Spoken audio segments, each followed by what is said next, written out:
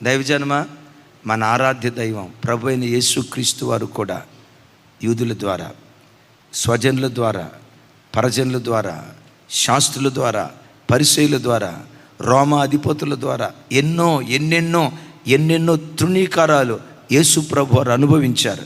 ముఖం మీద ఉమ్మేశారు, పిడిగుద్దులు గుద్దారు, గడ్డాన్ని పట్టుకొని లాగారు, వీపు నాగటి సాళ్ళుగా దున్నినట్లుగా దున్నారు. నీవే దేవుడు అయితే, నీవే దేవుని కుమారుడు అయితే నిన్ను నీవు రక్షించుకొని మమ్మును కూడా రక్షించు అని ఎగతాళిగా ఒక ఆయన అన్నాడు. ఎవరు చెప్పండి? అంటే చివరికి దొంగోడు కూడా యేసయ్య ఎగతాళి అయిపోయాడు. యేసు ప్రభుని ఎవరు ఎగతాళి చేస్తున్నారు? అసలు ఎగతాళి చేయబడాల్సింది ఎవడు? ఆ దొంగోడు ఎగతాళి చేయబడాలి. వినండి, ఎందుకు పనికిరానివాడు కూడా నిన్ను ఎగతాళి చేస్తాడు. భయపడకో. ఇంట్లో పెళ్ళం చేత చీపిరి కట్టతో కొట్టించుకున్నవాడు కూడా నిన్ను ఎగతాళి చేస్తాడు. భయపడకో. ఆడు సిగరెట్ పెట్టుకుంటాడు, మందు బాటిల్ పట్టుకుంటాడు, పచ్చి తాగుబోతు. చివరికి భార్య కూడా, తెలుగులో చెప్తా కొంచెం ఇబ్బందిగా ఉన్న, భార్య కూడా వాడిని కాండ్రించి వస్తుంది. మీరు చర్చికి వస్తూ ఉంటే వాడేమంటాడు తెలుసా? చూడు అది మొనబొబ్బిది ఎలాగ వెళ్తుంది, నుదురు బొట్టు లేదు, చేతులు గాజులు లేవు, ఎకిలిగా మాట్లాడతారు. ప్రభా ఏంటి అభ్యంతరాలయ్యా, ఏంటి తిరస్కారాలయ్యా, ఏంటి ఎగతాళ్ళు, నేను ఎంతకాలమే నిందలు భరించాలి ప్రభా అని కలవరపడకో. యేసుక్రీస్తే అంటారు, అభ్యంతరములు రాక మానవు.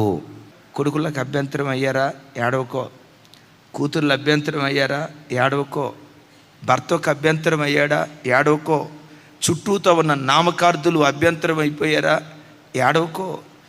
నిర్దేవులను ఆరాధించే దైవము కాని వాటి దగ్గర సాగిలపడే వ్యక్తులకు నీ ఒక ఆట వస్తువుగా మిగిలిపోయావా? ఏడవకో.